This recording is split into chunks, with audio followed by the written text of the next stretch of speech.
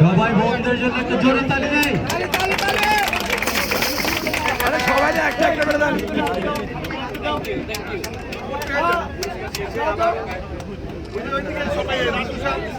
আসসালামু আলাইকুম, অসংখ্য ধন্যবাদ জানাচ্ছি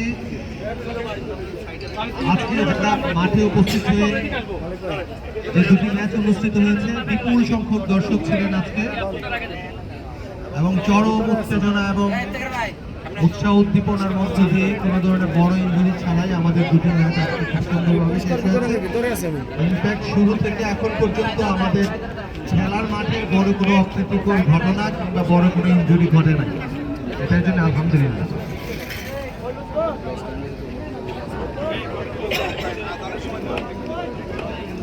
আজানের জন্য অল্প একটু সময়, একটা আজান পড়ে তো।